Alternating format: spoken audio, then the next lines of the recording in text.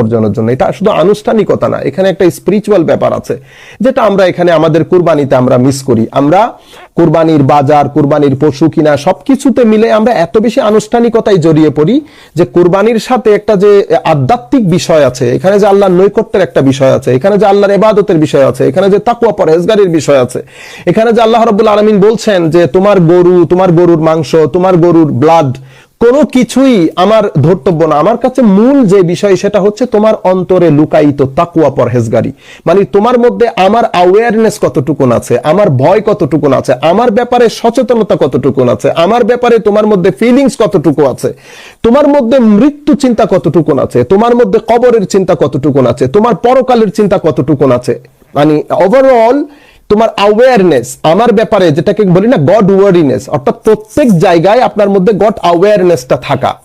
আপনি নামাজ পড়ছেন, রোজা রাখছেন, কিন্তু আপনি আবার চেয়ারের মধ্যে বসে আপনি সুদ ঘুষ সবকিছু নিচ্ছেন, আপনার মুখে দাড়িও আছে, আপনি পাঞ্জাবিও পড়েছেন, আপনি আবার জোহরের নামাজ সময় মতো পড়েও নিচ্ছেন, কিন্তু আপনি ঘুষ সুদও নিচ্ছেন। তার মানে হচ্ছে আপনার মধ্যে গড অ্যাওয়ারনেসটা নাই। আপনি যে নামাজটা পড়ছেন সেটা শুধু আনুষ্ঠানিকতা করছেন, সেটার স্পিরিচুয়ালি কানেক্টেড না, স্পিরিচুয়ালি লিঙ্কড না। মানে আপনি জাহেরি অর্থাৎ প্রকাশ্য আপনি একটা আনুষ্ঠানিক জায়গার মধ্যে মানে আনুষ্ঠানিকতা সারছেন, কিন্তু অরিজিনালি আপনার যে স্পিরিচুয়াল একটা বন্ডেজ থাকার কথা সেটা নাই। যদি স্পিরিচুয়াল লিঙ্কটা থাকতো তাহলে আপনি নামাজের কারণে আপনার ভিতরে যে গড ওয়ারিনেসটা সৃষ্টি হতো, আপনার ভিতরে গড অ্যাওয়ারনেস, সচেতনতা, আল্লাহ ভীতি, আল্লাহ রাব্বুল আলামিনের জন্য মাহাব্বত, আল্লাহর জন্য খৌফ খশিয়ত, এগুলা যে আমার ভিতরে জায়গা পাচ্ছে না, তার মানে হচ্ছে আমি ইবাদতটা করছি শুধুমাত্র আনুষ্ঠানিকতা, শুধুমাত্র আনুষ্ঠানিকতা।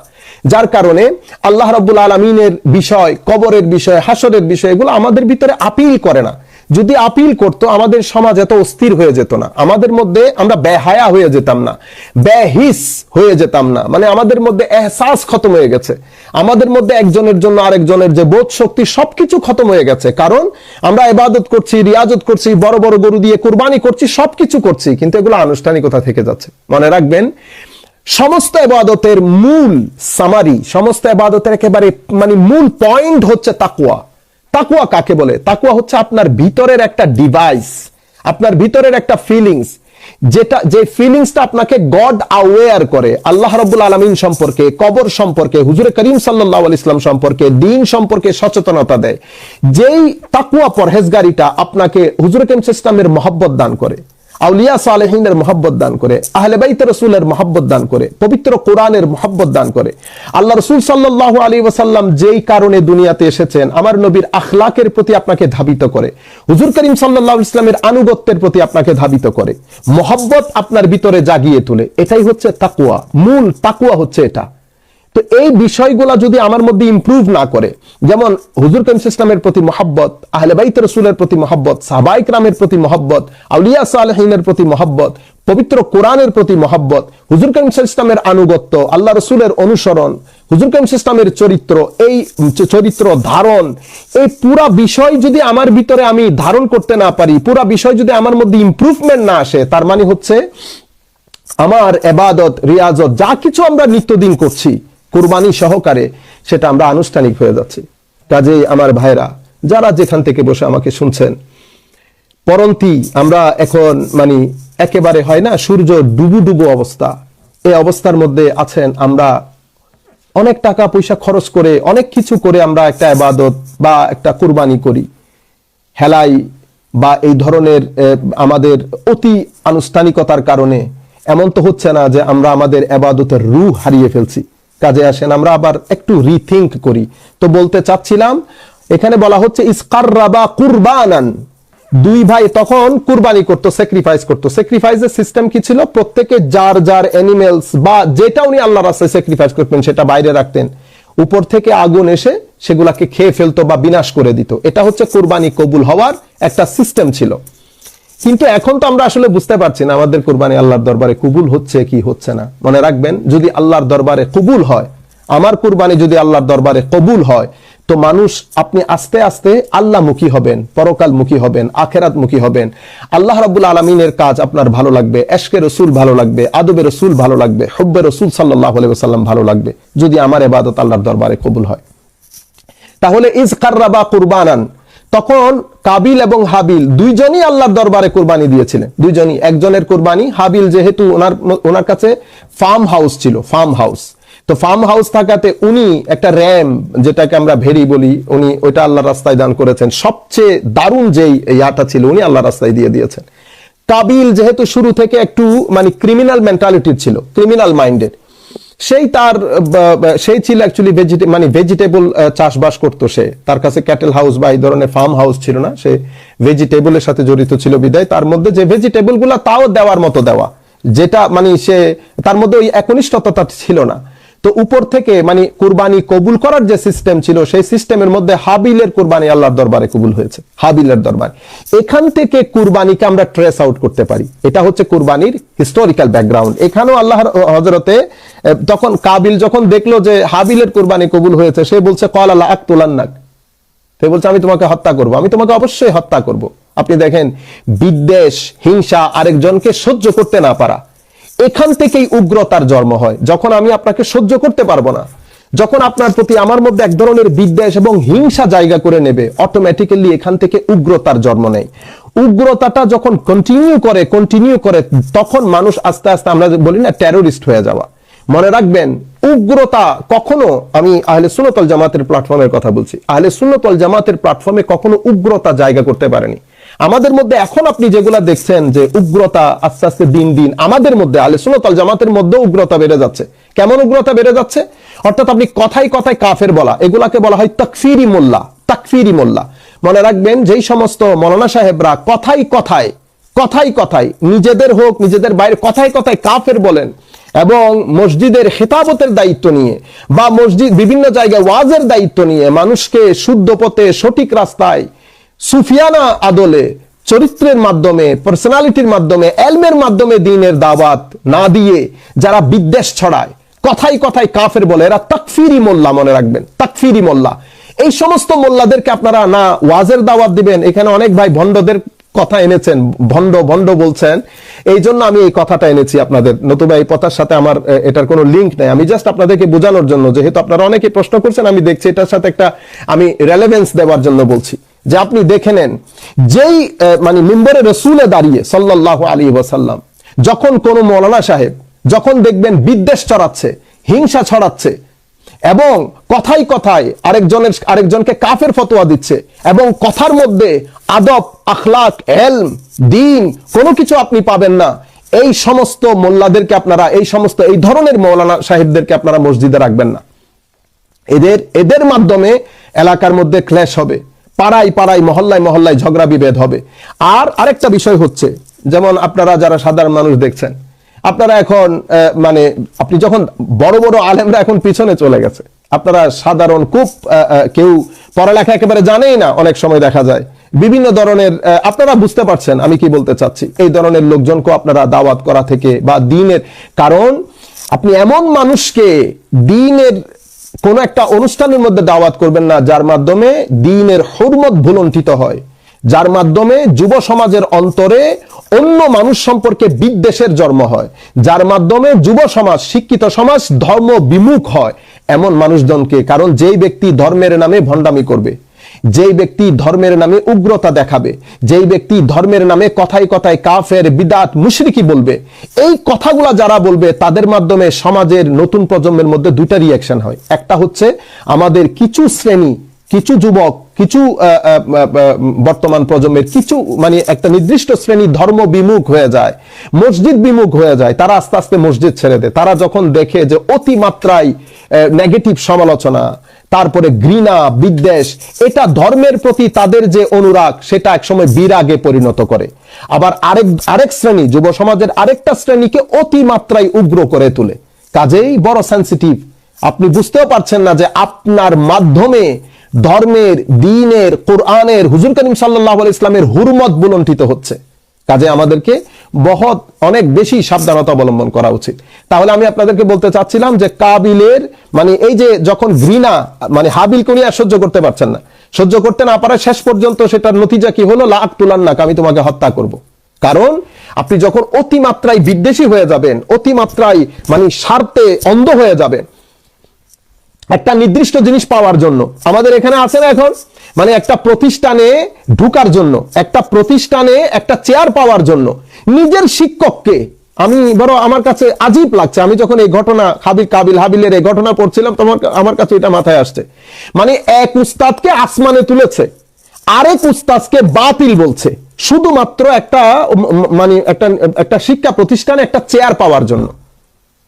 দেখেন, কাবিল শুধুমাত্র ওই হাবিলের বোনটাকে বিয়ে, মানে হাবিলের নিজের বোনকে বিয়ে করার জন্য আপনি প্রথমে স্বার্থান্ধ হয়েছে এবং ঘৃণার উদ্রেক হয়েছে, শেষ পর্যন্ত সে বলছে লা আকতুলান্নাক, আমি তোমাকে হত্যা করব। ক্বালা ইন্নামা ইয়াতাকাব্বালুল্লাহু মিনাল মুত্তাকিন, আল্লাহ তখন হাবিল বলছে যে মনে রাখিও কুরবানি আল্লাহ রাব্বুল আলামিন মুত্তাকিনদের কাছ থেকে কবুল করেন, শুধুমাত্র মুত্তাকিনদের কাছ থেকে। কাজে আমাদের এই বিষয়গুলো মাথায় রাখতে হবে। আচ্ছা, হযরত আদম আলাইহিস সালামের বিষয়টা পড়লাম, আবার পবিত্র কোরআনের এই আয়াত আমরা দেখলাম যে লিকুল্লি উম্মাতিন জাআলনা মানসাকান লিয়াযকুরু ইসমাল্লাহি আলা মা রাযাকাহুম মিন বাহিমাতিল আনআম, আল্লাহ রাব্বুল আলামিন প্রত্যেক সম্প্রদায়ের জন্য কুরবানি রেখেছেন। এর পরবর্তীতে আমরা হযরত ইব্রাহিম আলাইহিস সালামের এবং ইসমাঈল আলাইহিস সালামের বিষয়টা আমাদের জানা আছে। আমরা পবিত্র কোরআন থেকে আরেকটা আয়াত পড়ি। আল্লাহ রাব্বুল আলামিন বলছেন এই আয়াতের মধ্যে, হযরত ইসমাঈল আলাইহিস সালাম এবং হযরত ইব্রাহিম এবং ইসমাঈল আলাইহিস সালামের বিষয়টা আমাদের জানা আছে। আমি জাস্ট হিস্টোরিক্যাল ব্যাকগ্রাউন্ড আপনাদেরকে একটু বলে আসছি। যেমন পবিত্র কোরআনের আরেকটি আয়াত, এটা সূরা হজের 36 নম্বর আয়াত। ওই আয়াতের মধ্যে আল্লাহ বলছেন ওয়াল বুদনা জাআলনাহা লাকুম মিন শাআইরিল্লাহি লাকুম ফিহা খায়র ফাজকুরু ইসমাল্লাহি আলাইহা সাওয়া ফাইযা ওয়াজাবাত জুনুবুহা ফাকুলু মিনহা ওয়া আত'ইমুল কানিআ ওয়াল মু'তার কাযালিকা সাখখারনাহা লাকুম লাআল্লাকুম তাশকুরুন। আল্লাহ রাব্বুল আলামিন কুরবানির জন্তুকে আল্লাহ শাআইরুল্লাহ বলেছেন, কুরবানির জন্তুকে আপনি দেখেন এবং মনে রাখবেন এই কুরবানির জন্তুকে আল্লাহ রাব্বুল আলামিন শাআইরুল্লাহ বলছেন এবং কুরবানি নিজে করতে বলেছেন। কুরবানির মাংস নিজে খাবেন, মানুষকেও খাওয়াবেন। আর সবচেয়ে বড় ব্যাপার হচ্ছে যে আমরা যদি হাদিসে পাকের দিকে লক্ষ্য করি তো হুজুরে করিম সাল্লাল্লাহু আলাইহি ওয়াসাল্লাম হাদিসে পাকের মধ্যে ইরশাদ করছেন, আল্লাহুম্মা সাল্লি আলা সাইয়্যিদিনা মুহাম্মাদিন ওয়া আলা আলি সাইয়্যিদিনা মুহাম্মাদিন ওয়া বারিক ওয়া সাল্লিম। হাদিসে পাকের মধ্যে হুজুরে করিম সাল্লাল্লাহু আলাইহি ওয়াসাল্লাম, আমি এই হাদিসটা আপনাদেরকে পড়ে শোনাই। হযরত আয়েশা সিদ্দিকা রাদিয়াল্লাহু, এটা তিরমিজি শরীফের হাদিস। হযরত আয়েশা রাদিয়াল্লাহু তাআলা আনহা রাসূলুল্লাহ সাল্লাল্লাহু আলাইহি ওয়াসাল্লাম قال ما عمل آدمي من عمل يوم النحر أحب إلى الله من إحراق الدم। কুরবানির দিন কুরবানি করার চেয়ে উত্তম আমল আল্লাহর দরবারে আর নাই। ওয়া ইন্নাহু লাতাতি ইয়াউমুল কিয়ামাতি বিকুরুনিহা ওয়া আশআরিহা ওয়া আজলাফিহা ওয়া ইন্নাদ দাম লা ইয়াকাউ মিনাল্লাহি বিমাকানিন ক্বাবলা আন ইয়াকা মিনাল আরদ। এভাবে আও কামা ক্বালা রাসূলুল্লাহ সাল্লাল্লাহু আলাইহি ওয়াসাল্লাম, হুজুর করিম সাল্লাল্লাহু আলাইহি ওয়াসাল্লাম বলছেন যে কিয়ামতের দিন আপনার কুরবানির পশু, তার শিং, তারপর সবকিছু নিয়ে আল্লাহর দরবারে হাজির হবে। অর্থাৎ এগুলো আপনাকে কিয়ামতের দিন অনেক ভাবে উপকৃত করবেন।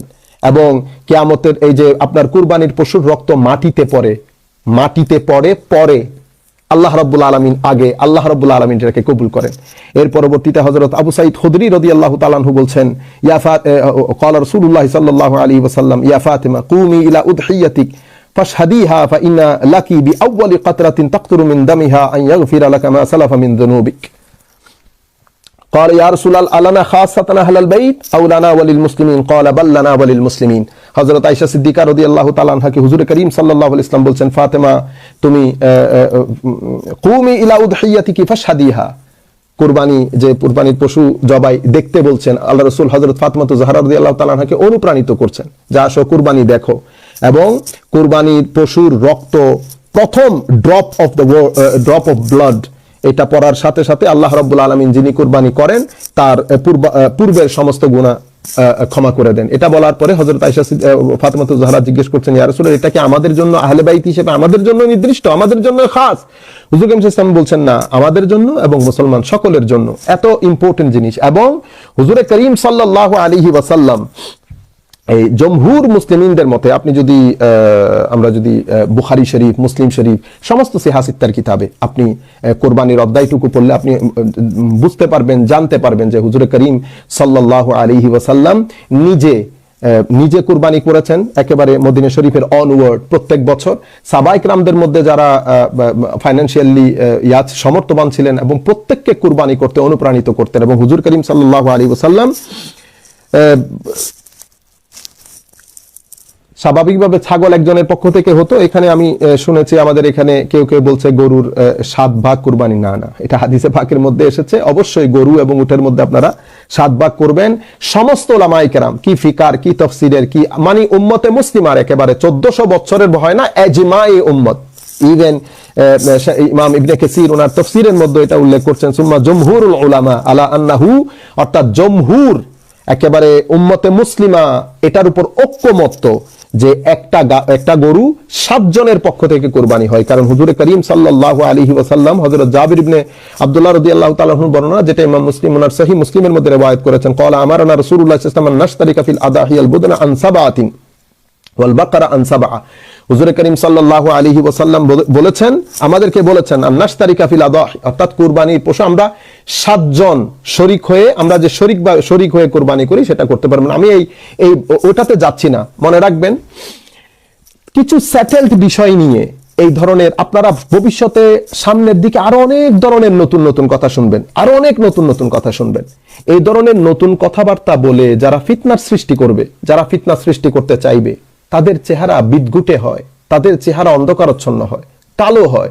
তাদের আলটিমেট গোল হচ্ছে নতুন প্রজন্মকে মিসগাইড করা। একদিকে জড়বাদিতার অ্যাটাক, একদিকে ওয়েস্টার্নাইজেশনের অ্যাটাক, একদিকে দুনিয়াদারির অ্যাটাক, একদিকে অশ্লীলতার অ্যাটাক। অন দ্য টপ আপনি যখন উম্মতে মুসলিমার সেটেলড বিষয়গুলা, মানে গত 1400 বছর ধরে উম্মত যে কাজটা করে আসছে এবং করতে অভ্যস্ত, আপনি যখন ওগুলা নিয়ে উম্মতে মুসলিমাকে পুশ করবেন এবং নতুন প্রজন্মকে মিসগাইড করবেন, নতুন প্রজন্মকে মিসগাইড করা ভেরি ইজি, এবং সেটা সামনের দিকে আরো কত দূর এগিয়ে যাবে আল্লাহ রাব্বুল আলামিন ভালো জানেন। কাজেই আপনারা আরো নতুন নতুন কথা শুনবেন। আমি আপনাদেরকে যেটা অনুরোধ করব, নতুন প্রজন্মকে বিশেষ করে বলবো যে মনে রাখবেন 1400 বছর ধরে উম্মতে মুসলিমার সমস্ত দেশ, মানে প্রাচ্য থেকে পাশ্চাত্য, উত্তর থেকে দক্ষিণ পর্যন্ত সমস্ত দেশ এক কথা বলে আসছে। হঠাৎ করে যখন আপনি নতুন কথা শুনবেন, আপনি কনফিউজড কেন হবেন? কেন কনফিউজড হবেন আপনি? কেউ একজন যদি আপনাকে বলে 2 এ 2 5, আপনি কি কনফিউজড হয়ে যাবেন? আল্লাহ রাব্বুল আলামিন আমাদের সকলকে হেদায়েত দান করুন। এমন এই ফিতনা যারা করে তারা বেশিরভাগ ক্ষেত্রে তাদের চেহারা মলিন হয় উম্মতের মধ্যে, যারা ফিতনা সৃষ্টি করে। কারণ ম্যাক্সিমাম যারা এই কথাগুলা বলে ফিতনার সৃষ্টি করে, তারা শানে রিসালতে বেয়াদবি করতে অভ্যস্ত, হুজুর করিম সাল্লাল্লাহু আলাইহি ইসলামের শানে বেয়াদবি করতে অভ্যস্ত। তাদের মধ্যে আদবে মুস্তাফা সাল্লাল্লাহু আলাইহি ইসলামের অভাব।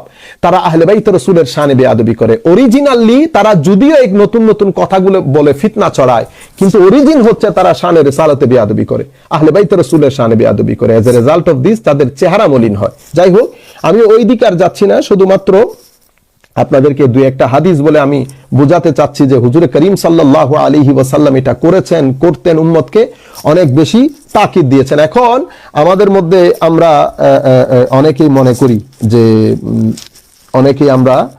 করি যে কুরবানি না দিয়ে আমরা যদি এই টাকাটা অন্য কোথাও দান করে দেই, বিশেষ করে বর্তমান করোনা সিচুয়েশনে আমরা অনেকে জানতে চাই যে আমরা কুরবানি না করে এটা করলে কেমন হয়। মনে রাখবেন, কুরবানি একটা শরঈ বিধান এবং আমাদের মাযহাবের মধ্যে এটা ওয়াজিব কেন? কারণ হুজুর করিম সাল্লাল্লাহু আলাইহি ইসলাম নিজে প্রত্যেক বছর করেছেন। পবিত্র কোরআনের মধ্যে হুকমান এসেছেন, ওয়ানহার বলা হয়েছে, ফাসাল্লি লিরাব্বিকা ওয়ানহার। এবং পবিত্র কোরআনের এই যে আয়াত পড়েছি, ওয়াল বুদনা জাআলনাহা লাকুম মিন শাআইরিল্লাহি লাকুম ফিহা খায়র, এর পরবর্তীতে আমি ওয়ালিকুল্লিন জাআলনা মানসাকান পড়েছি, এর পরবর্তীতে 2টি হাদিস, এরপরে বুখারী মুসলিম শরীফের অসংখ্য হাদিস।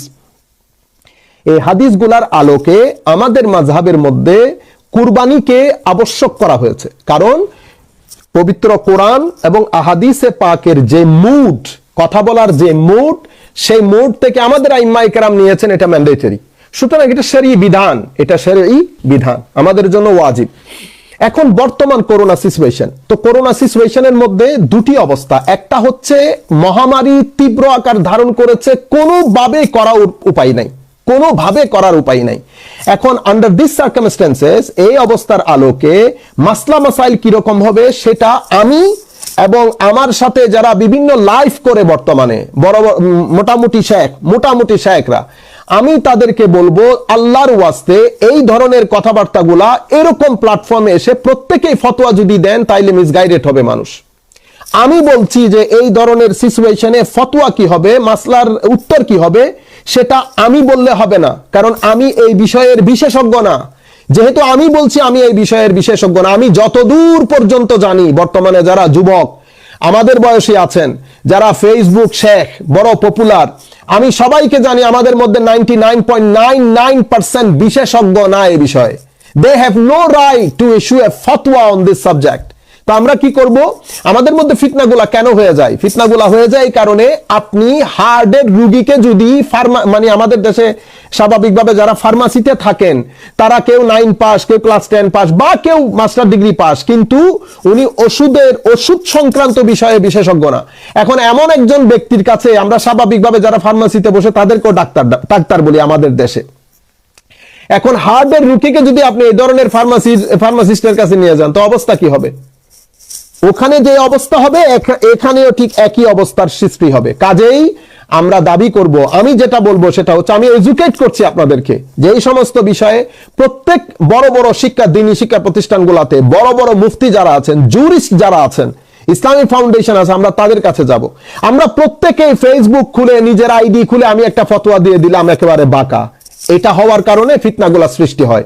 কাজেই বড় বিষয়ে, সেনসিটিভ বিষয়ে, যে বিষয়ে কথা বলার জন্য যথেষ্ট জ্ঞান প্রয়োজন, বিশেষজ্ঞ হওয়া প্রয়োজন, সেই বিষয়ে আমরা কথা বলা থেকে বিরত থাকব।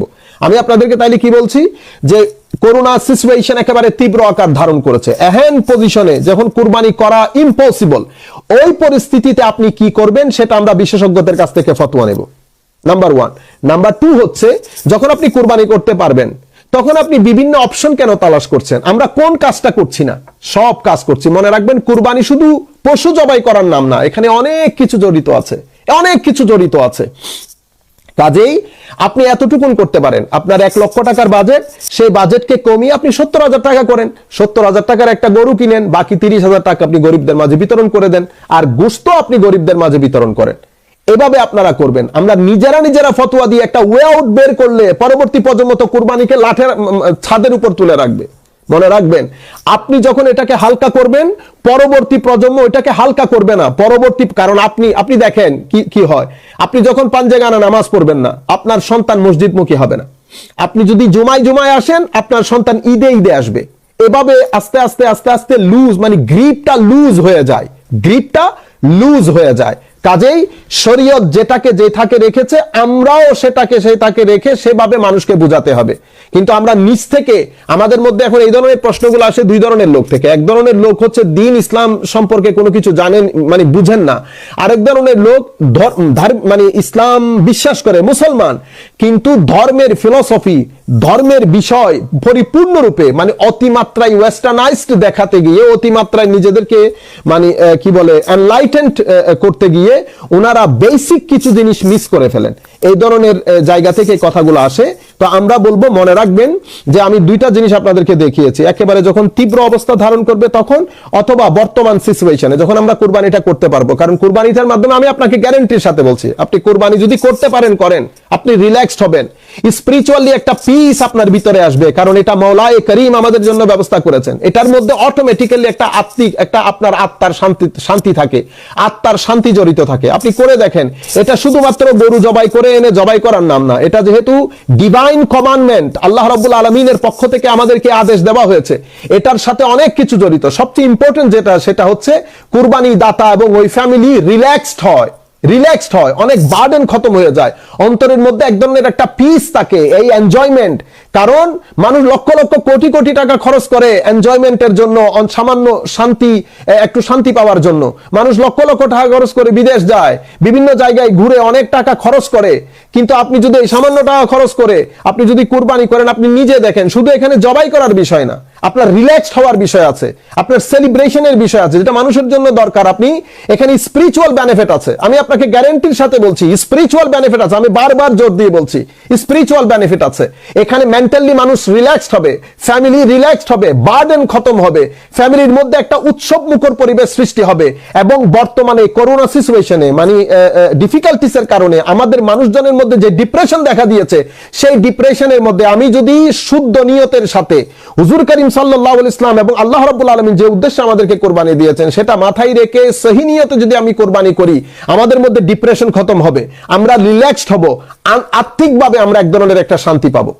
সেটার জন্য কুরবানিকে আপনারা কোনোভাবেই হেলা করবেন না।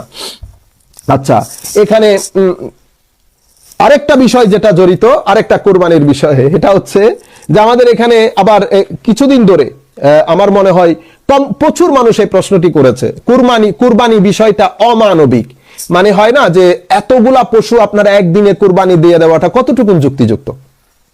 সম্মানিত ভাইরা, আমি কিছুক্ষণ আগে আপনাদেরকে একটা জিনিস পরিষ্কার করেছি, আবার এই জিনিসটা আপনাদেরকে এই প্রশ্নটাকে অ্যাড্রেস করার জন্য। দেখেন, দৃষ্টিভঙ্গি ডিফারেন্ট। আপনার দৃষ্টিভঙ্গির কারণে আপনার মতামত ডিফারেন্ট হয়ে যায়। দৃষ্টিভঙ্গিটা কি? দৃষ্টিভঙ্গি হচ্ছে, আমাদের দৃষ্টিভঙ্গি হচ্ছে আল্লাহ রাব্বুল আলামিন মানুষকে সৃষ্টির সেরা জীব হিসেবে বানিয়েছেন।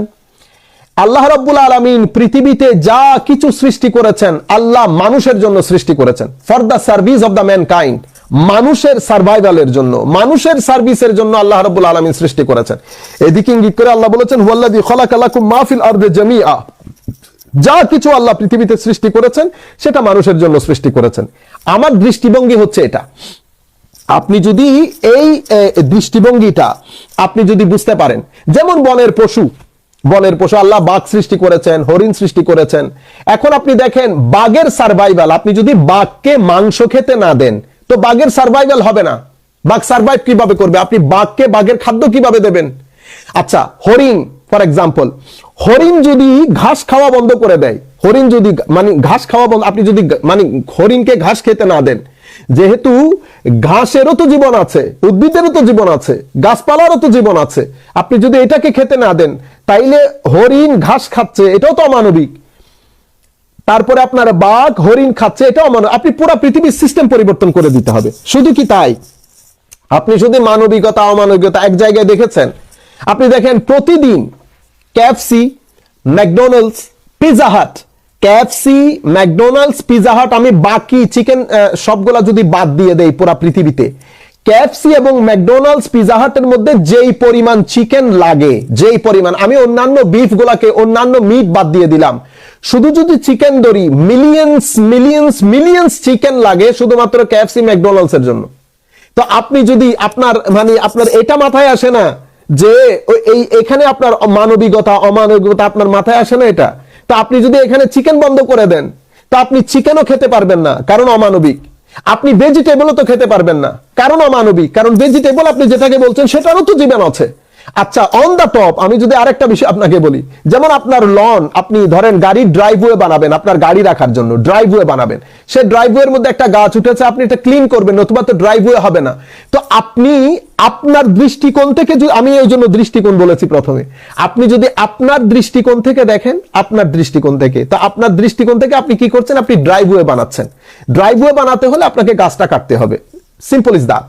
এখন আপনি যদি গাছের দিক থেকে মানে ওই বৃক্ষের দিক থেকে একবার চিন্তা করে দেখেন, তাহলে তো এটা অমানবিক হচ্ছে। কেন? কারণ আপনি সিম্পল আপনার গাড়ি রাখার জন্য আপনি একটা বৃক্ষ কেটে ফেলছেন, একটা গাছ কেটে ফেলছেন, আপনি তাকে হার্ট করছেন। তাইলে পুরো সিচুয়েশন, পুরো সিস্টেমটা আপনার কি হয়ে যাবে? দহরম মহরম হয়ে যাবে। সেই কারণে আপনাকে একটা জায়গার মধ্যে, একটা সেন্টার পয়েন্টের মধ্যে এসে দাঁড়াতে হবে। পয়েন্টটা কি? পয়েন্টটা হচ্ছে আল্লাহ রাব্বুল আলামিন আমাদেরকে, মানব জাতিকে সৃষ্টির সেরা জীব করে সৃষ্টি করেছেন। মানব জাতির সার্ভাইভালের জন্য আল্লাহ রাব্বুল আলামিন অসংখ্য জিনিসের ব্যবস্থা করেছেন, এবং সেই অসংখ্য জিনিসের মধ্যে আল্লাহ রাব্বুল আলামিন আমাদেরকে কিছু জিনিসের ব্যাপারে হুকুম দিয়েছেন। এখন এই বিষয়গুলা থেকে যদি আপনি মনে করতে পারেন, আপনি যদি মনে হয় অমানবিক, তাহলে আমি আপনাকে কেএফসির কথা বলবো, আপনার কাছে কোনো জবাব থাকবে না।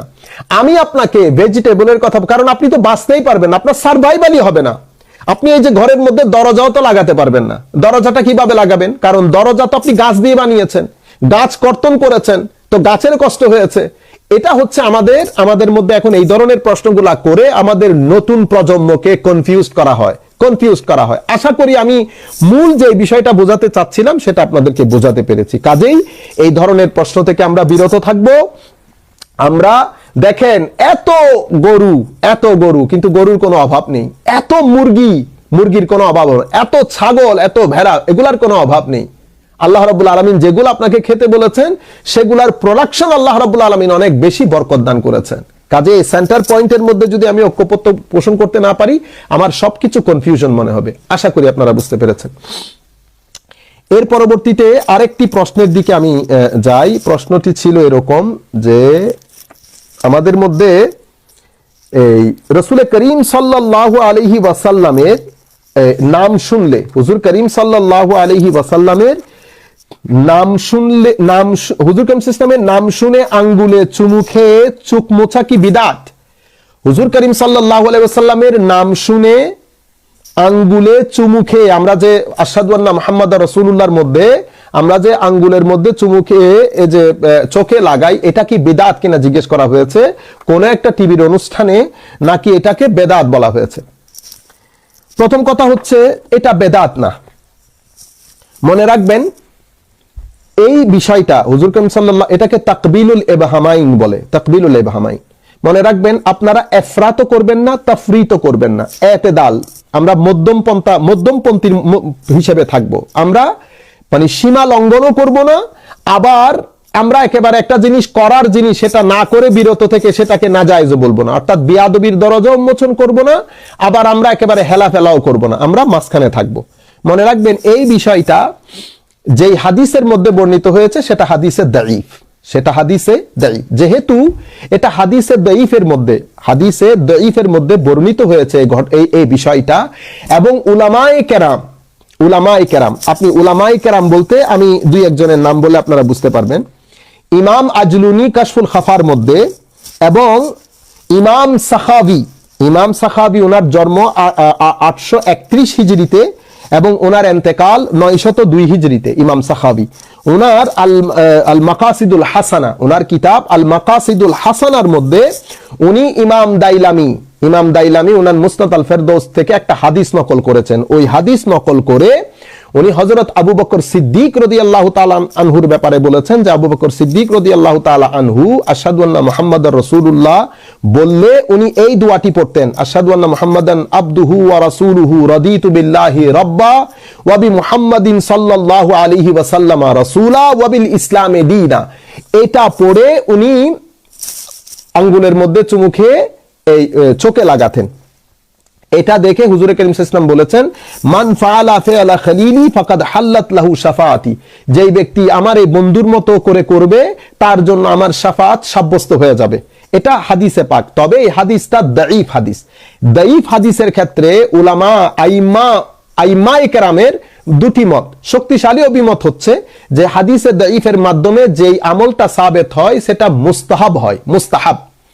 কেউ বলেছেন সেটা জায়েজ, মুবাহ হয়, তবে বেশিরভাগ উলামায়ে কেরামের মতে মুস্তাহাব, মানে মুস্তাহাব সাব্যস্ত হয় হাদিসে দাঈফের মাধ্যমে সাব্যস্ত হলে।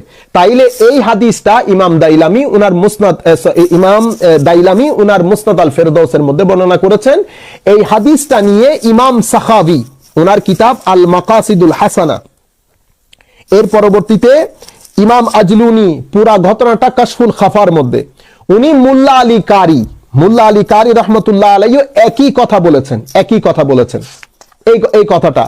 এর পরবর্তীতে ইমাম ইবনে আমিদিন শামি ওনার রদ্দুল মুখতারের মধ্যে উনি এই যে পুরা সিচুয়েশনটা আমি আপনাদেরকে বলেছি, রিওয়ায়াতের কথাও বলেছি, যে মনে রাখবেন এই হাদিসে দাঈফের মাধ্যমে সাব্যস্ত কোনো জিনিস আপনি এটা মুস্তাহাব হয়, আপনি সহি নিয়তে ইশক মোহব্বত নিয়ে আদব নিয়ে হুজুর করিম ইসলামের প্রেম নিয়ে যদি আপনি এটা করেন অবশ্যই সওয়াব পাবেন। যারা এটাকে বেদাত বলেছেন আল্লাহ পাক জানেন ওনারা কিসের কারণে কি কারণে বেদাত বলেছেন। আমি ওনাদের কথার উপর মন্তব্য করতে যাব না, শুধু এতটুকুন বলবো যে আপনারা দয়া করে ন্যাশনাল মিডিয়াতে টিভির মধ্যে আপনারা মানে এই প্রশ্নটা কেন আসছে, আপনি যুব সমাজের মধ্যে কি ঢেলে দিতে চাচ্ছেন? কারণ আপনি জানেন যে সমাজের মধ্যে বেশিরভাগ লোক কাজটা করে পৃথিবীর বুকে উলামায়ে কেরাম এই কাজটা করেন। এই কাজটা কোনো ফরজ না, ওয়াজিব না, সুন্নতে মুআক্কাদা না, গায়র মুআক্কাদা না, এটা মুস্তাহাব কাজ। এই মুস্তাহাব কাজকে আপনি নির্দিষ্ট একটা মানে টার্গেটকে সামনে রেখে, নির্দিষ্ট একটা টার্গেটকে আপনারা এই প্রশ্নটি এনেছেন, টিভির মধ্যে এই প্রশ্নটি এনেছেন। কই আপনাদের পুরো অনুষ্ঠানে তো রাসূলে পাকের মহব্বতের কোনো প্রশ্ন আপনারা করেন নাই, যে রাসূলে পাকের মহব্বত কত ইম্পর্টেন্ট ঈমানের জন্য, আহলে বাইতে রাসূলের মহব্বত কত ইম্পর্টেন্ট ঈমানের জন্য, সাহাবায়ে কেরামের মহব্বত কত ইম্পর্টেন্ট ঈমানের জন্য, সাহাবায়ে কেরামের প্রতি সম্মান, হুজুর কারীম সাল্লাল্লাহু আলাইহি ওয়াসাল্লামের প্রতি সম্মান, আহলে বাইতে রাসূলের প্রতি সম্মান, আউলিয়া সালেহিনের প্রতি সম্মান, এগুলো তো আপনারা আপনাদের অনুষ্ঠানের মধ্যে আনেন না। আর আপনারা বলেনও না, মানে বুখারী শরীফ পড়েন, মুসলিম শরীফ পড়েন, বুখারী মুসলিম শরীফের মধ্যে যখন হুজুর ইসলামের ঘাম মুবারকের কথা আসে, নখ মুবারকের কথা আসে, চুল মুবারকের কথা আসে, অথচ বুখারী মুসলিম শরীফের মধ্যে বাকায়দা চ্যাপ্টার রয়েছে, আমরা এগুলো অ্যাভয়েড করি, এগুলো মানুষকে বলি না। কিন্তু পার্টিকুলার কিছু বিষয় আমরা যুব সমাজকে দান করি। মনে রাখবেন, যদি যুব সমাজকে আপনি হুজুর কারীম সাল্লাল্লাহু আলাইহি ওয়াসাল্লামের আনুগত্য অনুসরণ শিখানোর আগে আল্লাহ রাসূলের মহব্বত শিক্ষা দিতে ব্যর্থ হন, তো আমাদের যুব সমাজ উগ্রবাদী হওয়ার সম্ভাবনা অনেক বেশি। আমাদের যুব সমাজ উগ্রবাদী হওয়ার সম্ভাবনা অনেক বেশি। কাজেই আমাদের এই বিষয়গুলা মাথায় রাখা উচিত। আমি ভিডিওটা দেখেছি, আমার অত্যন্ত আমি আশ্চর্য হয়েছি যে মানে মানুষ শুধু নিজের আইডিওলজিটা প্রচার করার জন্য, কারণ আপনি তো কাউন্টার রয়েছে। আমি যে আপনাকে বললাম এই যে হাদিসে পাক বলেছি ইমাম দাইলামি, আপনি এমন জিনিস হতো যে হাদিসে পাকের মধ্যে আসে নাই, কোন ইমাম বলেনই নাই, তাইলে একটা কথা ছিল। একটা বিষয় হাদিসে পাকের মধ্যে এসেছে বলে বর্ণিত হয়েছে। আইম্মায়ে কেরাম, ইবনে আবেদিন শামী, উনি আপনার চেয়ে বেদাত কম বুঝেছেন। এত বড় একজন ফিকাহ, এত বড় একজন ইমাম, এত বড় একজন ইসলামিক জুরিস্ট। ইমাম সাখাবি, এত বড় একজন মুহাদ্দিস জুরিস্ট। ইমাম আজলুনি, এত বড় একজন মুহাদ্দিস জুরিস্ট হিস্টোরিয়ান। ইমাম মুল্লা আলী কারি, এত বড় একজন মুহাদ্দিস, এত বড় একজন জুরিস্ট, উনি কম বুঝেছেন। আচ্ছা, সবচেয়ে বড় বিষয় হচ্ছে ইমাম তাহতাবি। ইমাম তাহতাবি উনি ওনার হাসিয়া, মারাকিউল ফালার যে হাসিয়া, ওই কিতাবের মধ্যে ইমাম তাহতাবির মতো এত বড় একজন ব্যক্তি, সবাই বলছে যে এটা মুস্তাহাব। কিসের উপর, কোন হাদিস থেকে ওনারা ডিরাইভ করেছেন? ওই যে হযরত আবু বকর সিদ্দিক রাদিয়াল্লাহু তাআলা আনহুর হাদিস থেকে। এটা সবাই ইমায়ে কেরাম জানেন যে এটা মুস্তাহাব, এই হাদিসটা দাঈফ। তো দাঈফ থেকে যেহেতু মুস্তাহাব সাবিত হয়, আমি মাদ্রাসার ছাত্রদের জন্য, যে আমি জানি যে অসংখ্য মাদ্রাসার ছেলেরা শুনছেন। আচ্ছা, কিছু মাদ্রাসার লোক এবং কিছু আমি জানি যে আমাকে হয়তো আপনাদের ভালো না লাগতে পারে, আপনি অন্য আইডিওলজিতে বিশ্বাস করেন, কিন্তু ভাইরা মনে রাখবেন, আপনি আমার সাথে দ্বিমত পোষণ করেন, কিন্তু যখন আপনি পার্সোনালি অ্যাটাক করবেন, পার্সোনালি, তাহলে জিনিসগুলো হয় কি, মানে এতে বোঝা যায় যে আমরা আসলে কোন মনন, কোন দিন প্র্যাকটিস করি। কাজেই কোনো কিছু লিখার আগে আপনারা চিন্তা করে দেখবেন, আপনি মুসলমান, আপনি নবীর উম্মত, আপনি কোরআন পাঠ করেন, আপনি পাঞ্জেগানা নামাজ আদায় করেন, এই তাবৎ কিছুর পরে আপনার এই ধরনের মানে এই উক্তিগুলা, এই ধরনের মন্তব্যগুলা আপনার চেহারার সাথে, আপনার পাঞ্জেগানা নামাজের সাথে, আপনার তিলাওয়াতে কোরআনের সাথে যায় কিনা। আচ্ছা, আমি শুধুমাত্র একটা ইবারত পরে আপনাকে শোনাই। এই আমাদের কি বলে, রদ্দুল মুহতারের ইমাম ইবনে আবেদিন শামী, এত বড় একজন ইমাম, উনি বলছেন ইউস্তাহাব্বু আন ইউকাল ইনদা সামাইল উলা মিনাশ শাহাদা সাল্লাল্লাহু আলাইকা ইয়া রাসূলুল্লাহ। এটা মুস্তাহাব। প্রথম আশহাদু আন্না মুয়াজ্জিন যখন আশহাদু আন্না মুহাম্মাদুর রাসূলুল্লাহ পড়ে প্রথমবার, তখন এটা এই প্রথমবারের পরে সাল্লাল্লাহু আলাইকা ইয়া রাসূলুল্লাহ বলা মুস্তাহাব। ওয়া ইনদা সানিয়াতি মিনহা কুররাতু আইনি বিকা ইয়া রাসূলুল্লাহ সাল্লাল্লাহু আলাইহি ওয়াসাল্লাম, এবং দ্বিতীয়বার কুররাতু আইনি বিকা বলা মুস্তাহাব। সুম্মা ইয়াকুল আল্লাহুম্মা মাত্তিনি বিসসামঈ ওয়াল বাসার বা'দা ওয়াদএ যুফরাইল ইবহামাইন আলাল আইনাইন, বা'দা ওয়াদএ যুফরাইল ইবহামাইন আলাল আইনাইন। আপনি দেখেছেন ইবহাম, আঙ্গুলিকে, আঙ্গুলির নখকে চোখের উপর লাগানো, কখন? ফাইন্নাহু আলাইহিস সালাতু ওয়াস সালাম ইয়াকুনু কায়দান লাহু ইলাল জান্নাহ। আপনি দুইবার এটা পড়ে বাদা ওয়াদই যুফরাল আল ইবহামাইন আলাল আইনাইন, আশহাদু আন্না মুহাম্মাদুর রাসূলুল্লাহ বলবে, প্রথমবার এভাবে লাগাবেন, লাগায় আপনি প্রথমবার কি বলবেন? সাল্লাল্লাহু আলাইহি ইয়া রাসূলুল্লাহ। দ্বিতীয়বার যখন করবে এটা লাগিয়ে বলবেন আল্লাহুম্মা মাত্তিনি বিসসামঈ ওয়াল বাসার। এরপর কি হবে?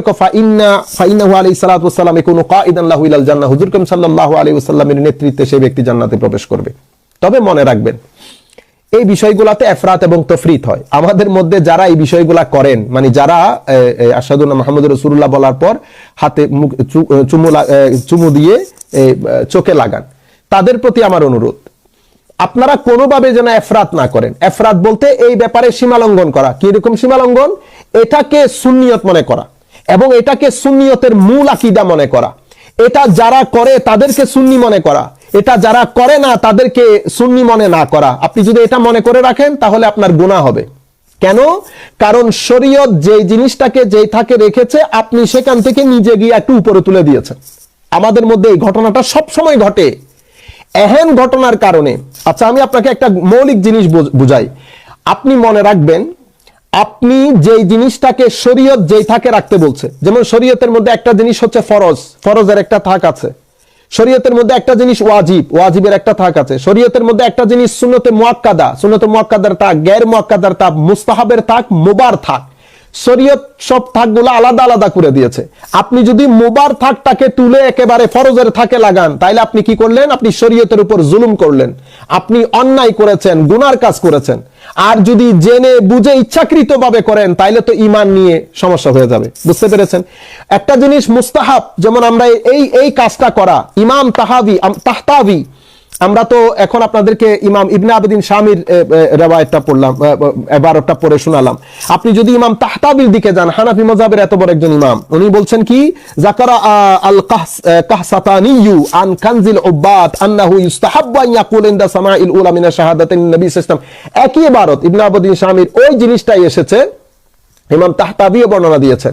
তাইলে আমি একজন দুইজন আলেম না, আর এগুলো গত বছরের আলেম না, এত বড় বড় আইম্মা বর্ণনা দিয়েছেন। আচ্ছা, শুধুমাত্র এই বিষয়টা যে আমরা আমাদের মধ্যে আছে তা না। আপনি যদি দেওবন্দের ফতোয়ার মধ্যে যান, ফতোয়ায়ে দারুল উলুমের মধ্যে এই ফতোয়াটা এভাবে এসেছে। ফতোয়ায়ে দারুল উলুমের মধ্যে, ফতোয়ায়ে দারুল উলুম দেওবন্দের মধ্যে ঘটনাটা এভাবে এসেছে।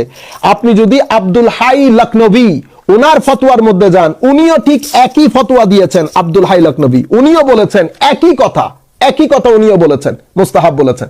এখন ফতোয়ায় দারুল উলুম দেওবন্দের ফতোয়ায় কি, এই আব্দুল হাই লখনবী ওনার ফতোয়ায় কি, ইবনে আবিদিন শামির ফতোয়া, তারপরে হচ্ছে আপনার ইমাম তাহতাবি, ইমাম আজলুনি, ইমাম মুল্লা আলী কারি, তারপরে ইমাম সাখাবি, সমস্ত ইমায়ে কেরাম বলেছেন ও ইমাম দাইলামির ওই হাদিসের মাধ্যমে হাদিস দাঈফ, সেই কারণে এটাকে মুস্তাহাব বলেছেন।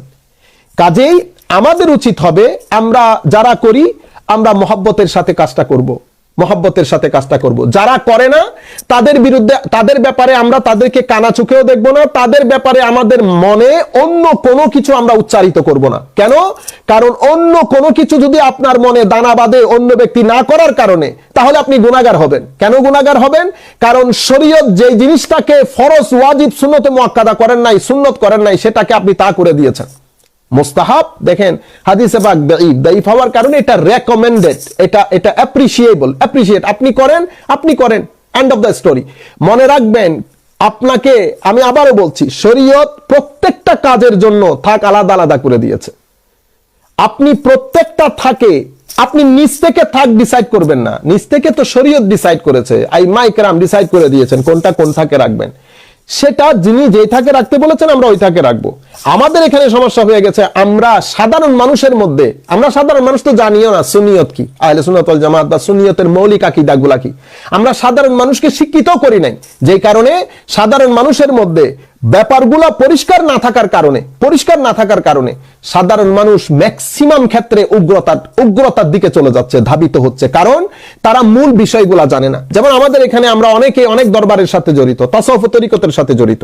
তাসাউফ ও তরিকতের সাথে জড়িত হওয়ার পরে আমাদের মধ্যে তো উগ্রতা থাকার কথা না, কারণ তাসাউফ ও তরিকত উগ্রতা শিক্ষা দেয় না, নাম্বার 1। নাম্বার 2 হচ্ছে তাসাউফ ও তরিকত উগ্রতা শিক্ষা দেয় না, কিন্তু আমরা দিনের দিন উগ্র হয়ে যাচ্ছি। আর দ্বীনের মধ্যে কোন জিনিসটা ভেরি ইম্পর্টেন্ট, কোন জিনিসটা লেস ইম্পর্টেন্ট, কোন জিনিসটা অ্যাপ্রিশিয়েটেবল, কোন জিনিসটা রেকমেন্ডেবল আমাদের জানাই নাই। শরীয়তের মধ্যে ফরজ কোনটা, ওয়াজিব কোনটা, সুন্নতে মুআক্কাদা কোনটা, গায়র মুআক্কাদা কোনটা, মুস্তাহাব কোনটা, মুবাহ কোনটা। ফরজ বলতে শরীয়ত ফরজের সংজ্ঞা কি, ওয়াজিবের সংজ্ঞা কি, সুন্নতে মুআক্কাদার সংজ্ঞা কি, সুন্নতে গায়র মুআক্কাদার সংজ্ঞা কি, মুস্তাহাবের সংজ্ঞা কি, মুস্তাহাবের সংজ্ঞা কি, করলে সওয়াব পাবেন, না করলে গুনাহ নাই। এখন যেই কাজ না, ফর এক্সাম্পল কেউ এটা করলো না, যেই ব্যক্তি শুদ্ধ নিয়তের সাথে করেছে সে সওয়াব পাবে, যেই ব্যক্তি করে নাই সে গুনাহ পাবে না। কিন্তু আপনি তার দিকে কানা চোখে তাকাচ্ছেন না, এটা হবে না। মনে রাখবেন, আমি এই ক্ষেত্রে আপনাদেরকে একটা বিনয়ের সাথে বলছি, টেকনিক কি আপনি কোনো মানুষকে কনভিন্স করার টেকনিক কি? আপনি যদি কোনো মানুষকে আপনার বিষয়টা বুঝাতে চান, আন্ডারস্ট্যান্ডিংটা বুঝাতে চান, কিভাবে বুঝাবেন? মনে রাখবেন, সবচেয়ে ইম্পর্টেন্ট হচ্ছে এলমি প্রেজেন্টেশন করা। এলম এবং সফটনেস এবং উদারতার সাথে বন্ধুত্বপূর্ণ সম্পর্ক রেখে আপনি সুন্দর করে যদি জিনিসটা বোঝাতে পারেন, তাহলে মানুষ কনভিন্স হতে বাধ্য। মনে রাখবেন, এখন আমাদের মধ্যে সমস্যা হচ্ছে আমরা বুঝানোর আগে উগ্র হয়ে যায়, এবং আমাদের মধ্যে আমরা এই বিষয়গুলোর ব্যাপারে এত উগ্রতামি করার কারণে আপনি যখন কোনো বিষয়ে ধরেন, আমাদের এখানে সমস্যা কোনটা হচ্ছে, দুইজন ব্যক্তিকে ধরেন, দুইজনই বড় ইমাম, দুইজনই বড় আলেম, অথবা আমার দুইজন শিক্ষক, আপনি একজনকে তুলতে তুলতে আসমানে তুলেছেন, আরেকজনকে নামাতে নামাতে জমিনে নামিয়েছেন। কেন? যাকে আপনি উপরে তুলছেন আপনার পেছনে কোনো স্বার্থ আছে, আর আপনি যাকে নিজে নামাচ্ছেন তার পেছনেও কোনো স্বার্থ আছে। হয় কোনো বলয়কে আপনি খুশি করতে চাচ্ছেন, হয় কোনো মানুষকে আপনি সন্তুষ্ট করতে চাচ্ছেন, হয় কোনো জিনিস আপনি অ্যাচিভ করতে চাচ্ছেন। কারণ একাডেমিক ডিসকাশনের মধ্যে এই জিনিসগুলো হয় না। আপনি যদি একাডেমিশিয়ান হন, আপনি যদি সত্যিকার অর্থে শিক্ষিত মানুষ হন, তো শিক্ষিত মানুষজনের ব্যক্তিকে আপনি যখন কোনো ব্যক্তি সম্পর্কে কথা বলবেন, একটা নির্দিষ্ট সিস্টেম আছে, একটা নির্দিষ্ট ওয়ে আছে, বিশ্লেষণ করার একটা ধর্ম আছে, একটা মানহাজ আছে। আপনি যখন এটা বাদ দিয়ে একজনকে তুলতে আসমানে তুলেছেন, আরেকজনকে নামাতে একেবারে একজনকে আপনি বাতিল বলছেন, বাতিল, আমার কিছু শিক্ষক বাতিল হয়ে গেছে ফর এক্সাম্পল, আরেকজনকে তুলতে আপনি সত্য মিথ্যার মাপকাঠি বানিয়ে দিয়েছেন। তাইলে সমস্যা কোথায় হয়েছে? আপনি যখন এই কাজটা করবেন, তা আপনি কার উপর জুলুম করেছেন বেশি জানেন? যাকে আপনি উপরে তুলে ফেলেছেন তার উপর সবচেয়ে বেশি বড় জুলুম করেছেন। কেন? কারণ আপনি যখন এই ধরনের পরিমাপ যন্ত্রের মধ্যে একটাকে একেবারে উপরে তুলে দিয়েছেন, আপনি এটার উপর জুলুম করেছেন। যারা ওই ব্যক্তির প্রতি অসম্ভব ভালোবাসা রাখে তাদের মধ্যেও এক ধরনের উগ্রতা কাজ করবে। তারা কি করবে? তারা তখন নিচেরটাকে ঠেলে উপরে তোলার জন্য উপরেরটাকে নিচে নামাবে। এটা একাডেমিক ফিল্ডে এটাকে বলা হয় একাডেমিক টেরোরিজম। আমরা এই বিষয়গুলা থেকে বিরত থাকব, মনে রাখবেন। আবার আপনাদের মৌলিক প্রশ্নে আসি। মৌলিক প্রশ্নটা ছিল বেদাত কিনা। যারা করেছেন আল্লাহ পাক আমাদের সকলকে হেদায়েত করুন, বুঝার তৌফিক দান করুন। মোট কথা হচ্ছে এটা বেদাত না, এটা মুস্তাহাব একটা কাজ। আমি আপনাদেরকে পুরা সিচুয়েশনটা বুঝিয়ে বলেছি। আর আমরা যেটা করব, আমরা এই কাজ যারা করব, আমরা নিজেরা করব নিয়তের সাথে, আল্লাহ রাসূলের প্রেম মহব্বত নিয়ে আমরা করব। যারা করবে না তাদের সমালোচনা করব না, আমরা তাদেরকে সুন্দর করে বোঝানোর চেষ্টা করব। যারা শুনবে, যারা শুনবে না তাদের সাথে আমাদের কোনো ঝগড়া নাই। কেন নাই? কারণ শরীয়তের মধ্যে যে জিনিসটা মুস্তাহাব করা হয়েছে সেই জিনিস করলে সওয়াব, না করলে গুনাহ নাই। যে জিনিসটা ফরজ করা হয়েছে সে জিনিস করতেই হবে, না করলে আল্লাহর দরবারে আপনাকে জবাবদিহি করতে হবে, এটার উপর আযাব হবে। ওয়াজিবের ব্যাপারে না করলে আযাব আছে, সুন্নত মুআক্কাদা, গায়র মুআক্কাদা এগুলার ব্যাপারে আযাবের কথা নাই। শুধুমাত্র বলেছে কেউ যদি কন্টিনিউয়াস না করে হুজুর কারীম সাল্লাল্লাহু আলাইহি ওয়াসাল্লামের শাফাআত থেকে বঞ্চিত হওয়ার সম্ভাবনা আছে। এই বিষয়গুলো আপনাকে বুঝতে হবে, শরীয়ত কোনটাকে রেখেছে। অনুরূপভাবে আমাদেরকেও জানতে হবে। আমরা না জানার কারণে আমরা এখন হচ্ছে কি, আমরা যে জিনিসটা যেই থাকে রাখা দরকার সেটাকে সেই থাকে আমরা রাখতে পারছি না। আল্লাহ রাব্বুল আলামিন অনুরূপভাবে আকীদায়ে আহলে সুন্নাত ওয়াল জামাত কি, মৌলিক আকীদাগুলা কি আমরা সেটা জানি না। না জানার কারণে আমরা নিচেরটাকে উপরে তুলছি, উপরেরটাকে নিচে তুলছি। এবং কিছু জিনিস যেগুলার সাথে মৌলিক আহলে সুন্নাত ওয়াল জামাতের আকীদার সাথে কোনো সম্পর্ক নাই, তো এগুলার সাথে ডিসএগ্রিমেন্টের কারণে আমরা অনেক আহলে সুন্নাত ওয়াল জামাতকে মানুষকে মনে করছি তারা সুন্নি না। As a result of this একটা ক্লেশ এবং খেয়াস টাইপ একটা পরিস্থিতির সৃষ্টি হয়েছে। এটার থেকে উত্তরণের উপায় আমরা নিজেদেরকে এডুকেট করতে হবে। আমরা সত্যিকার সুফিবাদ, তাসাউফ চর্চা করতে হবে। সত্যিকার অর্থে রাসূল করিম সাল্লাল্লাহু আলাইহি ওয়াসাল্লামের ইশক, আদব, মহব্বত শিখতে হবে। আল্লাহ রাসূল সাল্লাল্লাহু আলাইহি ওয়াসাল্লামের চরিত্র নিজের মধ্যে ধারণ করতে হবে। আশা করি আপনারা উত্তর পেয়েছেন। আল্লাহ রাব্বুল আলামিন আমাদের হামি ও নাসির হোক। আল্লাহ রাব্বুল আলামিন আমাদেরকে হেদায়েত দান করুন। আখেরি একটা প্রশ্ন, আমাদের সময় প্রায় শেষের দিকে। এই প্রশ্নটা অনেক ইম্পর্টেন্ট। আমি আমার অনেক জায়গার মধ্যে এই প্রশ্ন নিয়ে আলোচনা করেছি। আজকেও আমার এই প্রশ্নটি চিন্তা করলাম নেই, কারণ অসংখ্য বা এই প্রশ্নটি করেছেন। প্রশ্নটা ঠিক এমন, পরিবার থেকে সমাজ সর্বত্রই অপরাধ প্রবণতা বেড়ে যাচ্ছে। পরিবার থেকে সমাজ সর্বত্রই অপরাধ প্রবণতা বেড়ে যাচ্ছে। আমাদের ছেলেগুলা কেমন যেন হয়ে যাচ্ছে। আমাদের বর্তমান প্রজন্ম যারা ধর্মের প্রতি ঝুঁকছে তারা আবার নতুন নতুন মত পথ আবিষ্কার করে উগ্রপন্থার দিকে চলে যাচ্ছে। অর্থাৎ আমাদের সমাজের মধ্যে এখন দুই ধরনের শ্রেণী নতুন প্রজন্ম। কেউ কেউ ধর্মের দিকে ঝুঁকছে, কিন্তু যারা ধর্মের দিকে ঝুঁকছে তারা এখন ইসলামিস্ট। তারা আপনি দেখবেন যে উগ্রতার দিকে চলে যাচ্ছে।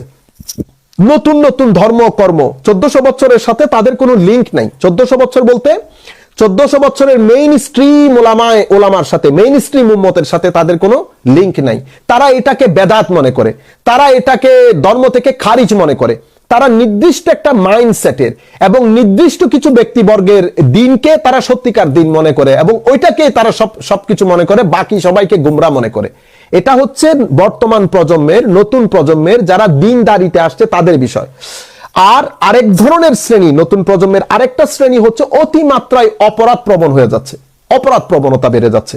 তাইলে উনি বলছেন এই জিনিসটাকে উত্তরণের উপায় কি? অনেক ভারী প্রশ্ন, অনেক মানে দীর্ঘ আলোচনা করা যায় এমন প্রশ্ন। তো আমাদের সময়টা একেবারে শেষের দিকে। আপনি যদি আমার গত পর্ব যেটা ফেস দ্য পিপলের সাথে হয়েছে সেই অনুষ্ঠানেও আমি মোটামুটি কিছু জিনিস আলোচনা করেছি। এর পূর্বেও আমি যুব সমাজের প্রতি, যুব সমাজ মানে নতুন প্রজন্ম নিয়ে যেই লাইভ প্রোগ্রামগুলো করেছি আপনি সেগুলোও শুনতে পারেন। আমি আপনার প্রশ্নটা আমাদের দর্শক শ্রোতা যাতে আরো ভালো করে বুঝতে পারে, আমি আরেকবার আমার প্রশ্নটা আমি রিপিট করছি। প্রশ্নটা কি? প্রশ্নটা হচ্ছে আমাদের বর্তমানে নতুন প্রজন্মের মধ্যে, যুব সমাজের মধ্যে দুই ধরনের শ্রেণী। একটা শ্রেণী হচ্ছে তারা ধর্মের প্রতি ঝুঁকছে, কিন্তু ধর্মের প্রতি ঝুঁকে তারা নিজেদেরকে মনে করছে নিজেরা ইসলামিস্ট হচ্ছে, কিন্তু দেখা যাচ্ছে যে তারা আসলে 1400 বছরের যে উম্মতের মেইন স্ট্রিম ওখান থেকে সরে গিয়ে তারা নির্দিষ্ট কিছু আইডিওলজিকে ধারণ বহন করে উগ্রতার দিকে চলে যাচ্ছে। As a result of this তাদের একটা সেলফ স্টাইলড ইন্টারপ্রিটেশন আছে ধর্মের এবং সেলফ স্টাইলড আন্ডারস্ট্যান্ডিং আছে। ওই বিষয়টাকে বুঝে 1400 বছরের আইমায়ে কেরামকে তারা কি বলে 1400 বছরের আইমায়ে কেরামের সাথে ডিসলিঙ্ক করে তারা ওনাদেরকে গুমরা মনে করে এবং নিজেদেরকে সত্যিকার মুসলমান মনে করে বেশিরভাগ মুসলমানদেরকে গুমরা মনে করছে। এই বিষয়টা অনেক বড় একটা ফিতনা সৃষ্টি করছে। আবার আমাদের যুব সমাজের মধ্যে, নতুন প্রজন্মের মধ্যে অপরাধ প্রবণতা বিভিন্ন ধরনের, ড্রাগ এডিকশন থেকে শুরু করে মানে বিভিন্ন ধরনের আপনারা দেখছেন সমাজের মধ্যে কি হচ্ছে। এখন উত্তরণটা কিভাবে হবে? আমরা স্বস্তি কোথায় পাবো? এটা কেন হচ্ছে? মনে রাখবেন মূল বিষয়টা, যেটা মূল বিষয়, আমি এটাকে তিন আঙ্গিকে, আমি এটাকে অন্যরকম করে তিন ভাবে আলোচনা করব। প্রথম হচ্ছে মূল কারণ হচ্ছে, কারণটা শুরু হয় পরিবার থেকে।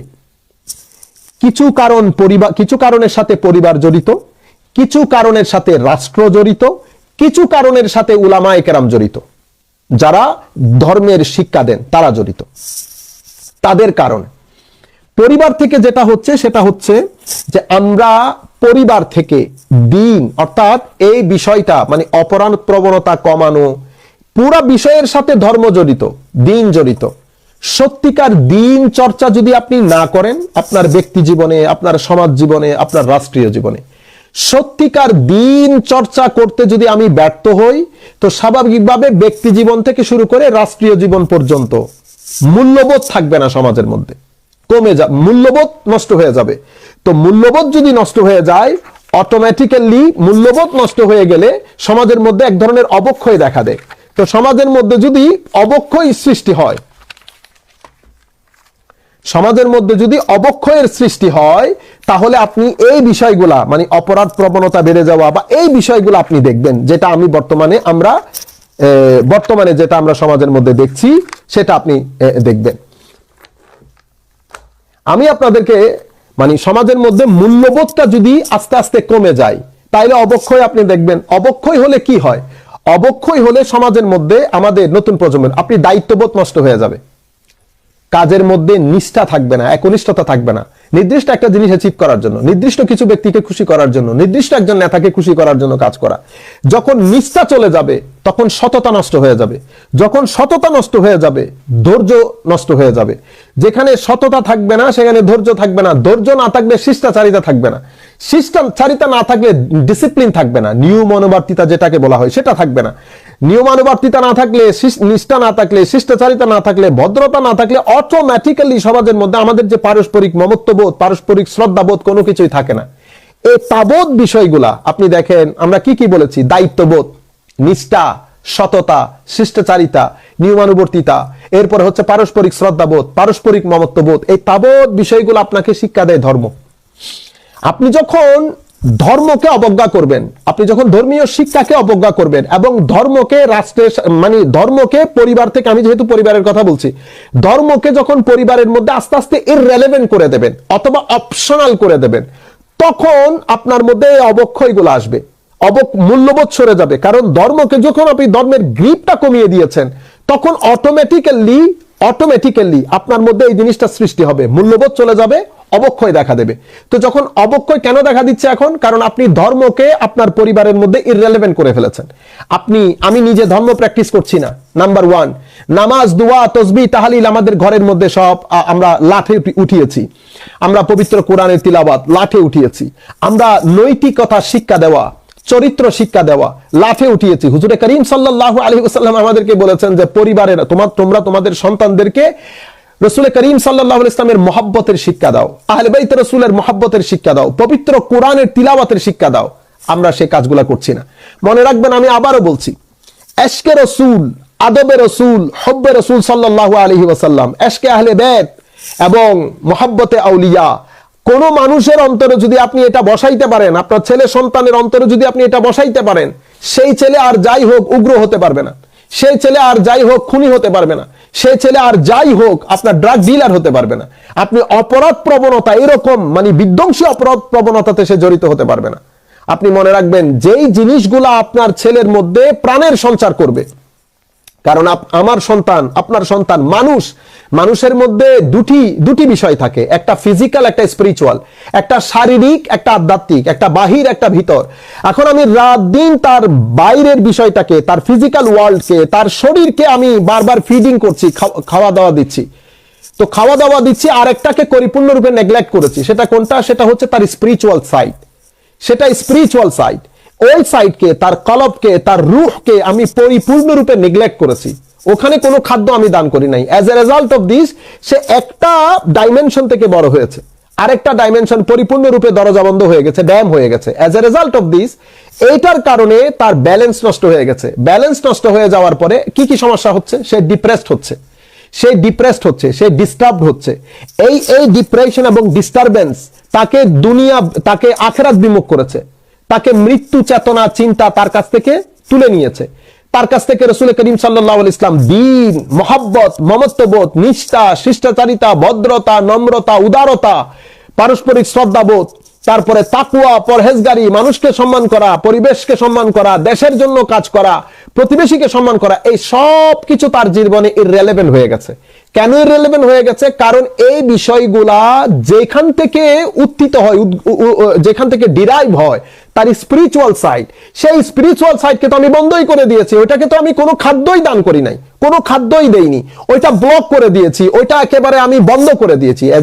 এটার কারণে যেহেতু এটা ব্লক করে দিয়েছি, তো ওখান থেকে এই জিনিসগুলো আসছে না। না আসার কারণে সে একটা পর্যায়ে গিয়ে ডিপ্রেসড হচ্ছে, সে একটা পর্যায়ে গিয়ে ডিস্টার্বড হচ্ছে, সে একটা পর্যায়ে গিয়ে আস্তে আস্তে আস্তে আস্তে তার জীবন থেকে ডিসিপ্লিন নষ্ট হয়ে যাচ্ছে। এটা একটা বিষয়। এর পরবর্তীতে তার বন্ধুত্ব, তার সঙ্গ, যেহেতু সে ডিস্টার্বড, যেহেতু সে ডিপ্রেসড, আবার সে তার কারণে তার সাথে ভালো সঙ্গ পাই নাই, সে অসৎ সঙ্গের সাথে জড়িয়ে পড়েছে। তারপর আপনি দেখেন পারিবারিকভাবে আমি কিভাবে তাকে ধ্বংসের মুখে ঠেলে দিয়েছি। একদিকে এই কাজ করেছি, অন্যদিকে আমরা ঘরের মধ্যে একটা আজীব পরিবেশ সৃষ্টি করেছি, যে পরিবেশের মধ্যে রাত দিন আমরা টিভি, নাটক, সিনেমা এগুলা দেখি। রাত দিন আমরা শুধুমাত্র দুনিয়াবি চিন্তা, আমাকে করতে হবে, আমাকে ওটা করতে হবে, আমাকে অমুকটা বানাতে হবে, আমাকে দুনিয়াকে সেট করতে হবে। সারা জীবন আমরা জড়বাদী চিন্তার মধ্যে থেকেছি। আমরা সত্যিকার শান্তি খুঁজি নাই, সত্যিকার সুখ খুঁজি নাই। কোন জায়গায় কোন কাজ করলে সত্যিকার সুখ মানে সুখ পাবো, শান্তি পাবো, কোনো জিনিস আমি খুঁজি নাই। তো পারিবারিক ভাবে আমি আমার সন্তানকে ইনডাইরেক্টলি আমি অপরাধের দিকে ঠেলে দিয়েছি। এটা একটা বিষয়। আরেকটা বিষয় হচ্ছে এহেন পরিবার থেকে একটা সন্তান যখন বাইরে গেছে, এই পরিবেশ থেকে যখন বাইরে গেছে, সে ধরেন কিছু ভালো সঙ্গ পেয়েছে, যে সঙ্গটা নামাজ দোয়া পড়ে, তসবিহ তাহলিল পড়ে। কারণ আপনার ছেলে যখন বাইরে যাচ্ছে, অনেক জায়গায় মানুষ জাল নিয়ে দাঁড়িয়ে আছে, জাল পেতে মানে বসে আছে। আপনার ছেলেকে কেউ উগ্রপন্থী করবে, কেউ আপনার ছেলেকে ধর্ম বিমুখ করবে, কেউ আপনার ছেলেকে নাস্তিক করবে। এক একজন এক একটা চাল নিয়ে, এক এক রশি নিয়ে আপনার ছেলের জন্য অপেক্ষা করছে, আপনার ছেলের জন্য অপেক্ষা। কেউ আপনার ছেলেকে অশ্লীলতার দিকে নিয়ে যাবে, কেউ আপনার ছেলেকে ড্রাগ ডিলিং এর দিকে নিয়ে যাবে, কেউ আপনার ছেলেকে ধর্মের নাম দিয়ে উগ্রতার দিকে নিয়ে যাবে, কেউ আপনার ছেলেকে মানে বিভিন্ন ধরনের অপরাধের, আপনি হয়তো কলেজে পাঠিয়েছেন, হয়তো ইউনিভার্সিটিতে পাঠিয়েছেন, বিভিন্ন গ্রুপ আপনার ছেলের জন্য অপেক্ষা করছে। এখন আপনার ছেলে কোথায় যাবে? এদিকে গেলে অপরাধ প্রবণতার দিকে জড়িয়ে পড়ছে, অন্যদিকে যদি ধর্মের দিকে যায়, হয়তো পরিবেশ থেকেও কিছু নামাজ দোয়া শিখেছে, ধর্মীয় লোকজনের কাছে গেছে। এই ধর্মীয় লোকজন তাকে এক পর্যায়ে কি করে ফেলেছে? উগ্র করে ফেলেছে। মানে আমরা হুমকি থেকে বাঁচতে পারছি না, এই পুরা সিচুয়েশন। এখন এটাতে একটা বিশাল ভূমিকা পালন করেছে। এরপরে রাষ্ট্র যে কাজটা করতে পারতো সেটা হচ্ছে রাষ্ট্র পরিবেশ সৃষ্টি করতে হয়। পরিবেশ সৃষ্টি বলতে রাষ্ট্রের মধ্যে ভালো এবং সুন্দর পরিবেশ, রাষ্ট্রের সর্বত্র ধর্মীয় শিক্ষাকে বাধ্যবাধকতা ধর্মীয় শিক্ষার ব্যাপারে। এখন আপনি রাষ্ট্র যদি সিলেবাস থেকে, আমাদের শিক্ষানীতি থেকে ধর্মকে একদম আলাদা করে ফেলে, তাহলে তো আপনি একেবারে খোলা ছেড়ে দিয়েছেন। তাইলে আপনি আর মূল্যবোধের শিক্ষা দিয়ে কোনো লাভ নাই। কারণ মূল্যবোধ এবং ধর্ম একটা আরেকটার সাথে অঙ্গাঙ্গিভাবে জড়িত। পৃথিবীর কেউ সাকসেসফুল হয় নাই, ওয়েস্টার্ন কান্ট্রি থেকে ইস্টার্ন কান্ট্রি পর্যন্ত কেউ সাকসেসফুল হয় না। আপনি ধর্মের গ্রিপ নষ্ট করবেন, সোসাইটিকে আপনি ডিপ্রেশন থেকে বাঁচাতে পারবেন না। আপনি ধর্মের গ্রিপ নষ্ট করবেন, সোসাইটিকে অশ্লীলতা থেকে বাঁচাতে পারবেন না, ডিস্টারবেন্স থেকে বাঁচাতে পারবেন না, অশান্তি থেকে আপনি সোসাইটিকে বাঁচাতে পারবেন না, ক্যাওস থেকে সোসাইটিকে বাঁচাতে পারবেন না। কারণ এই তাবৎ জিনিসগুলোর জন্য আল্লাহ আমাদেরকে ধর্ম দিয়েছেন। এখন রাষ্ট্রের কাজ হবে সামাজিকভাবে ধর্মের আবহ সৃষ্টি করা, পরিবেশ সৃষ্টি করা, যারা ভালো মানুষ তাদেরকে অ্যাপ্রিসিয়েট করা, শিক্ষার সর্বস্তরে ধর্মীয় শিক্ষাকে বাধ্যতামূলক করা। এবং আমাদের যে মাদ্রাসা শিক্ষা, সেই মাদ্রাসা শিক্ষার মধ্যে, আমি সেই মাদ্রাসা শিক্ষার দিকে এখন যাচ্ছি না, সেটা আমরা একবার আলোচনা করেছি, কথা রিপিট হবে, সেই কারণে আমার সময় যেহেতু সংক্ষিপ্ত, আমি সংক্ষিপ্ত সময়ের মধ্যে কথাগুলো বলে যাচ্ছি যে আমাদের সর্বোচ্চ জায়গার মধ্যে আমাদেরকে ধর্মীয় শিক্ষাকে বাধ্যতামূলক করতে হবে। এরপরে আইন, রাষ্ট্রের যে আইন প্রয়োগ, আপনি যে কোনো ধরনের মানে ইয়ার জন্য, ক্রাইমের জন্য, সেটা উগ্রতা হোক, সেটা অন্য কোনো ক্রাইম হোক, রাষ্ট্র এই বিষয়ে সর্বোচ্চ মানে নিরপেক্ষতার সাথে আপনি আইন প্রয়োগ করতে হবে। যদি এটা করতে ব্যর্থ হন, তাহলে এটাকে আমি কন্ট্রোল করতে পারবো না। তাইলে আমি রাষ্ট্রীয় বিষয়টা আপনাদেরকে বললাম, পারিবারিক বিষয়টা বললাম, পরিবার কি পরিমাণ ভূমিকা রাখে। আপনি আবারও বলছি, উগ্রতা এবং এই জিনিস থেকে বাঁচাতে হলে আপনার সন্তানদেরকে ছোটকাল থেকে আশকে রসুল সাল্লাল্লাহু আলাইহি ওয়াসাল্লাম, আদবে রসুল সাল্লাল্লাহু আলাইহি ওয়াসাল্লাম, হুব্বে রসুল সাল্লাল্লাহু আলাইহি ওয়াসাল্লাম, আলে বাইত রসুলের মুহাব্বত, সাহাবায়ে কেরামের মুহাব্বত, আজমত এবং আউলিয়া সালেহিনের প্রতি ভক্তি, শ্রদ্ধা। মনে রাখবেন, উনাদেরকে আল্লাহ রাব্বুল আলামিন শুরুতেই হেদায়েতের এজেন্ট বানিয়ে দিয়েছেন। ইহদিনাস সিরাতাল মুস্তাকিম, আমাদেরকে সিরাতুল মুস্তাকিম দান করো। মাওলা সিরাতুল মুস্তাকিম কোনটা? কো সিরাতুল লাযিনা আনআমতা আলাইহিম। সিরাতুল মুস্তাকিম কোনটা? কো সিরাতুল মুস্তাকিমকে আল্লাহ পারসনিফাইড করে দিয়েছেন, কিছু ব্যক্তির সাথে সিরাতুল মুস্তাকিমের ডেফিনেশনটাকে জুড়ে দিয়েছেন, আলাদা করে ডিফাইন করেন নাই। কোরআনের রাস্তা, হাদিসের রাস্তা বলে এভাবে ডিফাইন করেন নাই, পারসনিফাইড, ব্যক্তি কেন্দ্রিক করে দিয়েছেন। তো ব্যক্তি কেন্দ্রিক কাদের উপর আল্লাহ এনাম দিয়েছেন, নিয়ামত প্রাপ্ত বান্দা কারা? পবিত্র কোরআনের অন্য আয়াত আপনারা জানেন, আমি অসংখ্যবার বলেছি, নবীরা, সিদ্দিকরা, শহীদরা, সালেহ তথা আল্লাহর নেককার বান্দারা। বুঝতে পেরেছেন? এই চারজন, এই গ্রুপের সাথে আল্লাহ হেদায়েতকে কি করে দিয়েছেন? হেদায়েতকে জুড়ে দিয়েছেন। কাজেই আপনি এই সত্তাগুলার মহব্বত, তাদের ভক্তি শ্রদ্ধা, তাদের আনুগত্য, হুজুর করিম সাল্লাল্লাহু আলাইহি ইসলামের চরিত্র, আল্লাহ রাসূলের আনুগত্য, এগুলা যদি আমি শিক্ষা দিতে ব্যর্থ হই, মহব্বত এবং আনুগত্য দুইটা একসাথে চলবে, ব্যর্থ হই, তাহলে আমি পারিবারিকভাবে আমি এই দুইটা জিনিস থেকে সোসাইটিকে রক্ষা করতে পারবো না। থার্ড যে জিনিসটা আমি বলবো, উলামায়ে কেরাম, উলামায়ে কেরাম, উগ্রতার পেছনে উলামায়ে কেরামের ভূমিকা অনেক বেশি, অনেক বেশি। এই বিষয়টা মানে এই জায়গার মধ্যে আমি এক ধাঁচে আগে কথাটা বলে ফেলি। উলামায়ে কেরাম, উলামায়ে কেরাম আমাদের যারা ইমায়ে কেরাম দাওয়াতে কাজে জড়িত, তাদেরকে যেটা করতে হবে, ব্যক্তিত্ব সম্পন্ন হওয়া এবং সচ্চরিত্রের অধিকারী হওয়া, সচ্চরিত্রের অধিকারী হওয়া, আখলাকে হাসানা থাকা। আমার মধ্যে যদি ব্যক্তিত্ব না থাকে, আখলাকে হাসানা না থাকে, তাহলে আমি যে জিনিসটা কমিউনিকেট করতে চাচ্ছি, কনভে করতে চাচ্ছি, সেটা কনভে করতে পারবো না। আমি যুব সমাজকে মানে কনভিন্স করতে পারবো না। কেন? কারণ দুটি জিনিস আমাকে বুঝতে হবে, আমি কার সাথে কথা বলছি। আপনি যখন জুমার মসজিদে দাঁড়াবেন, তো জুমার মসজিদে দাঁড়িয়ে আপনি আরেকজনকে কাফের, বেদাতি, মুশরিক এগুলা বলা বন্ধ করেন। হুজুর করিম সাল্লাল্লাহু আলাইহি ওয়াসাল্লামের মেম্বরে দাঁড়িয়ে দ্বীন ইসলামের হুরমতকে বুলন্ডিত করা আপনি বন্ধ করেন। আমি আমার সাধারণ শ্রোতাদেরকে বলবো, আল্লাহর ওয়াস্তে এমন মৌলানা সাহেব যিনি নিজে ছাড়া কাউকে মুসলমান মনে করেন না এবং শুধুমাত্র বিদ্বেষপূর্ণ কথাবার্তাগুলা বলে, আল্লাহর ওয়াস্তে বর্তমান যুগে আপনি 70-এর দশক, 80-এর দশক, 90-এর দশকে নাই, এটা 2021 যখন ওই ব্রাজিল আর্জেন্টিনার খেলা কোথায় চলছে, বাংলা আমরা বলি না পৃথিবী গ্লোবাল ভিলেজ, ছোট্ট একটা গ্রামের মতো হয়ে গেছে।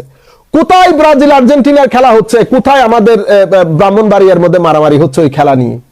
আমি সেই দিন বুঝছি পৃথিবী যে আসলে ছোট্ট একটা গ্রাম হয়ে গেছে। এখন আপনি এই ধরনের, আপনি ওই আগের তর্জ তরিকায় এখন কাজ করতে পারবেন না। আপনাকে বুঝতে হবে, আপনি যখন আপনি বক্তব্যগুলো রাখছেন, যখন আপনি কারোর সাথে বিদ্বেষপূর্ণ কথাবার্তা বলবেন, যেমন আমাদের এলাকার মধ্যে, আমাদের এলাকায় আমি জাস্ট আপনাদেরকে একটা কথা বলি যে কি কারণে যুব সমাজ হয় ধর্ম বিমুখ হচ্ছে, নতুবা উগ্রতার দিকে চলে যাচ্ছে। যেমন আমাদের পাশের গ্রামে এক ব্যক্তি, উনি খতিব হিসেবে নিয়োগ পেয়েছেন। গত 3 থেকে 4 জুমা ধরে ওনার বক্তব্যের মূল সাবজেক্ট ম্যাটার হচ্ছে পৃথিবী বিখ্যাত একজন আলেমে দ্বীন শাইখুল ইসলাম ডক্টর তাহেরুল কাদরি, ওনাকে কাফের বলা। আস্তাগফিরুল্লাহিল আযীম। যে ব্যক্তি এই কথাটা বলেছেন, ওনার পেছনে তো নামাজ আদায় হবে না, আর যাই হোক নামাজ আদায় হবে না। তো এখন আপনি চিন্তা করে দেখেন কি হচ্ছে। আপনি ওইটা আমাদের পাশের বাড়ির মসজিদ, এখন ওই মসজিদে আপনি একই কথা বলে যাচ্ছেন। আচ্ছা, এখন ওই জায়গার মধ্যে ওনাকে পছন্দ করেন এমন অনেক মানুষ আছেন না? অবশ্যই আছেন। এখন আপনি কি করছেন? তাদেরকে উগ্র বানিয়ে দিচ্ছেন। কি রকম? তারা তো হয়তো তরবিয়তের কারণে মসজিদে দাঁড়িয়ে আপনার সাথে বেয়াদবি করছে না। যদি তারা উগ্র হতো বা তাদের মধ্যে একটা হয় না, মানুষ আস্তে আস্তে বিদ্বেষপূর্ণ হয়ে যাবে, কারণ আপনি বারবার ওই জায়গায় হিট করছেন। হিট করার কারণে তারা উঠে, তাদের সামনে দুটি রাস্তা। একটা রাস্তা হচ্ছে ভদ্র হয়ে চুপ করে থাকা, এটা হচ্ছে পারিবারিক শিক্ষা যদি থাকে। আর যদি তাদের মধ্যে বন্ধু বান্ধব উগ্রতা থাকে বা অন্য অনেক কিছুর কেউ যদি ইউজও করতে চায়, তারা আপনার সাথে উঠে ইজিলি বেয়াদবি করতে পারবে। আপনি দেখেন সমাজের মধ্যে আপনি কিভাবে একজন খতিবের মাধ্যমে সমাজের মধ্যে কিভাবে বিশৃঙ্খলা সৃষ্টি হয়। আচ্ছা, এখন অন্য কেউ উঠে মানে ওনাকে পছন্দ করেন এমন কেউ উঠে যদি আপনার পীরের বিরুদ্ধে একই ল্যাঙ্গুয়েজ ইউজ করে, তখন কেমন হবে? তখন আপনি কিভাবে সেটাকে ট্যাকল করবেন? দেখেছেন? তাহলে এখন হবে কি, মানে আপনি ওই জায়গায় আসলে তারা ধরবে, তারা ওই জায়গায় গেলে আপনি ধরবেন। তো এভাবে উগ্রতার সৃষ্টি হয়। এটা 2021 আপনার মানে আমাদের এই সমস্ত এই খামখেয়ালিপূর্ণ, ধরেন আপনি উরসে পাকের মধ্যে গেলেন, উরসে পাকের মধ্যে বা কোনো অনুষ্ঠানের মধ্যে বিশেষ করে এই দ্বীনি তালিমাত যেখান থেকে মানুষ হাসিল করে, আপনি ওখানে যদি মানুষকে উগ্রতা শিখান, ওখান থেকেও যদি মানুষকে আপনি বিদ্বেষ শিখান, হিংসা শিখান, সত্যিকার দ্বীনের দাওয়াত না দিয়ে সত্যিকার তাসাউফের, সত্যিকার ভদ্রতার, নম্রতার, উদারতার, সহনশীলতার, তাসাউফ ও তরিকতের শিক্ষা না দিয়ে আমরা যদি মানুষকে, সে কারণে কি হচ্ছে, আমাদের বক্তব্য শোনার পরে একটা শ্রেণী অতিমাত্রায় উগ্র হয়ে যাচ্ছে। উগ্রতা কিরকম? আপনি বলতে পারেন না আমাদের মধ্যে তো উগ্রতা নাই। কেমন উগ্রতা নাই? কারণ আপনি নিজে ছাড়া অন্য কাউকে আপনি সুন্নি মনে করছেন না, তো আপনি উগ্র না। কারণ সুন্নিকে সেটা ডিসাইড করার জন্য উলামায়ে কেরাম 1400 বছর ধরে প্যারামিটার দিয়ে গেছেন, সেই প্যারামিটার আপনি জানেনও না। এখন আলটিমেটলি এই রাস্তাগুলো আমাদেরকে বন্ধ করে দিতে হবে। নতুবা পাড়ায় পাড়ায় মহল্লায় মহল্লায় আমাদের এই সমস্ত বিশৃঙ্খল মানে মৌলানা সাহেবদের জন্য পাড়ায় পাড়ায় মহল্লায় মহল্লায় ঝগড়া ফাসাদ হবে, ক্যাওস হবে, এবং এই সিচুয়েশনের জন্য তারাই অধিকাংশে দায়ী। তাহলে আপনি কি করবেন? আপনি দেখেন, ব্যক্তিত্ব সম্পন্ন সচ্চরিত্রের অধিকারী হওয়া, এর পরবর্তীতে আকাবিরিন উম্মত 1400 বছরের আইম্মায়ে কেরামের তরজ তরিকা, দ্বীন প্রচারের পদ্ধতি কেমন ছিল, কি আন্দাজে কথা বলতেন, প্রেজেন্টেশন কিভাবে করতেন, দলিল আদিল্লা কিভাবে দিতেন, এগুলা জানতে হবে। এর পরবর্তীতে আপনি যাদের সাথে কথা বলছেন, যেই প্রজন্মের সাথে কথা বলছেন, তারা কি আন্দাজে কথা বলে, কোন আন্দাজটা তারা বুঝে, সেই ব্যাপারে আপনার পরিপূর্ণ ধারণা লাগবে, নতুবা আপনি তাদেরকে কনভিন্স করতে পারবেন না। সেই কারণে আপনার বক্তব্য হয়তো ম্যাক্সিমাম মানুষ বুঝবেও না আপনি কি বলছেন, কারণ আপনি যেটা বুঝাতে চাচ্ছেন তারা সে আন্দাজ বুঝে না, তাদের আন্দাজ ভিন্ন। সেই কারণে আপনি বলার আগে কাদেরকে বলছেন, ওরা কোন আন্দাজ বুঝে, আপনি পরিপূর্ণরূপে এটার আইডিয়া থাকতে হবে আলেমদেরকে। এর পরবর্তীতে আপনার আন্দাজের মধ্যে যৌক্তিকতা এবং আধ্যাত্মিকতা। দেখেন না, হযরত মুসা আলাইহিস ইসলামকে যখন আল্লাহ রাব্বুল আলামিন ফেরাউনের মতো এত বড় একজন বিদ্বেষপূর্ণ কাফেরের কাছে আল্লাহ পাঠাচ্ছেন, আল্লাহ বলেছেন ইজহাবা ইলা ফিরাউন ইন্নাহু তাগা। আল্লাহ নিজেই বলছেন যে ও সীমালঙ্ঘন করেছে, সীমালঙ্ঘনকারী। কিন্তু আল্লাহ রাব্বুল আলামিন কি বলেছেন? ফাকুলা লাহু কাওলাল লায়্যিনা লাআল্লাহু ইয়াতাযাক্কারু আও ইয়াখশা। যখন কথা বলবে কওলে লায়্যিন, অত্যন্ত মোলায়েম, সফট করে দ্বীনের দাওয়াত দেবে, যাতে সে কি করতে পারে, তোমার দ্বীনের দাওয়াতে যাতে সে কনভিন্সড হয়। মনে রাখবেন, দ্বীনের দাওয়াতের মধ্যে দুটি বিষয় যদি আপনার মধ্যে থাকে, একটা হচ্ছে এলম, একটা হচ্ছে হেলম, একটা জ্ঞান, একটা সহনশীলতা, আর একটা সিজদা। এই তিনটা জিনিস যদি একসাথে হয়ে যায়, দ্বীনের দাওয়াত আপনি অনেক বেশি সফলকাম হবেন। সেই জন্য সাহাবায়ে কেরাম, সলফে সালেহিনের পরে উম্মতে মুহাম্মাদীর মধ্যে দ্বীন প্রচারের ক্ষেত্রে সবচেয়ে বেশি সফল ছিলেন আউলিয়ায়ে কেরাম। কি কারণে?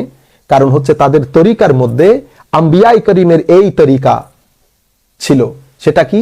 এলম ছিল, হেলম ছিল, হায়া ছিল, আদব ছিল, এবং তাদের প্রচার এবং প্রসারের মধ্যে অনেক সফটনেস ছিল, যার কারণে তারা অনেক বেশি সফলকাম হয়েছেন। আমরাও যদি সেটা করতে চাই, আমাকে অবশ্যই এই তরজে তরিকার মধ্যে ফেরত আসতে হবে। ইভেন আল্লাহ রাব্বুল আলামিন হুজুর কারীম সাল্লাল্লাহু আলাইহি ওয়াসাল্লামকে আমাদের জন্য বলছেন, আল্লাহ রাসূলের জন্য, আল্লাহ রাসূল রাহমাতুল্লিল আলামিন, ইন কুনতা ফাজ্জান গালিজাল কলব লানফাদ্দু মিন হাওলিক। আপনি যদি অন্তর শক্ত, একেবারে কমপ্লেক্স থাকেন, অনেক কঠিন হৃদয়ের হন, তো মানুষ তো আপনার সাথে ভিড়বেও না, আসবেও না। সেই কারণে আমরা যদি বলি না অমুক কাফের, অমুক বেদাতি, অমুক মুশরিক, এরকম করে করে আমাদের সাজানো বাগানকে আমরা নষ্ট করে দিচ্ছি। যেই ভাই আমাকে প্রশ্ন করেছেন, আবার আপনার প্রশ্নের দিকে আসি। আশা করি আপনি প্রশ্নটা বুঝতে পেরেছেন যে পুরা সিচুয়েশনটা আমাদের হাতের বাইরে চলে যাচ্ছে। কেন চলে যাচ্ছে? এই কারণে চলে যাচ্ছে। এখন আমরা যদি আবার সিচুয়েশনটা পরিবর্তন করতে চাই, আমাদের পরিবারের মধ্যে একটা বিপ্লব করতে হবে। পরিবারের মধ্যে আমরা পরিবারের মধ্যে স্বামী স্ত্রী বসে, ভাই বোনেরা বসে আমরা একটা নীতি তৈরি করতে হবে যে আমরা পরিবারের মধ্যে কি কি পরিবর্তনটুকু আনবো। এটা করতে ব্যর্থ হলে আমাদেরকে এই কনসিকুয়েন্সেস আমাদেরকে ফেস করতে হবে। এরপরে রাষ্ট্রের বিষয়টা আছে, এরপরে আলেমদের, আমাদের যারা ধর্মের প্রতি মানুষ দাওয়াত দান করেন। এখন আপনারা দেখেন আমাদের দাওয়াতি কর্মের মাধ্যমে আমরা ওয়াজকে হাস্য রস, একজন আরেকজনকে বেদাতি, মুশরিক, কাফের, তারপরে উগ্রতা ছড়ানো, অশ্লীলতা ছড়ানো, ধর্ম কি বলে, কোরআন কি বলে, আর আমরা কি বলি, হুজুর করিম সাল্লাল্লাহু আলাইহি ওয়াসাল্লামের দাওয়াত, সাহাবায়ে কেরামের দাওয়াত, সলহে সালেহিনের কাজ, আর আমাদের বর্তমান যুগের ওয়াজ তকরীর, আমাদের ভণ্ডামি, আমাদের নাচন কুদন, দূর দূর পর্যন্ত কোনো সম্পর্ক নাই। এগুলার মাধ্যমে আমরা দাড়ি, টুপি, পাঞ্জাবি পরে রাসূলে পাকের দ্বীনের হুরমতকে নষ্ট করে দিচ্ছি, ভুলন্টিত করছি, হুজুর করিম সাল্লাল্লাহু আলাইহি ওয়াসাল্লামের দ্বীন বদনাম করছি, যুব সমাজের কাছে দ্বীনকে খাটো করছি, ছোট করছি। মানুষ দ্বীনকে ভুল বুঝতেছে আমাদের কর্মের কারণে।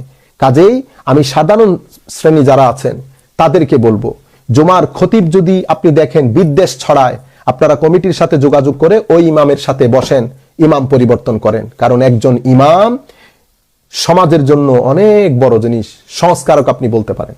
কাজেই এমন ব্যক্তিকে রাখবেন না যেই ব্যক্তির মধ্যে চরিত্র নাই, এমন ব্যক্তিকে রাখবেন না যেই ব্যক্তির কথায় বার্তার মাধ্যমে কিছু শ্রেণীর মধ্যে হলো উগ্রতা ছড়ায়।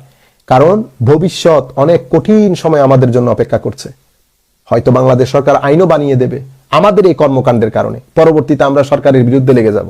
না না না, আমরা যেন আমাদের কর্মকাণ্ডে আমরা স্থির থাকি। 1400 বছরের হিস্ট্রি আমাদের সাথে আছে, দিন কোন অবস্থায় কিভাবে আমরা প্রচার করব, কাছে আমাদেরকে অনেক সাবধানতা অবলম্বন করতে হবে।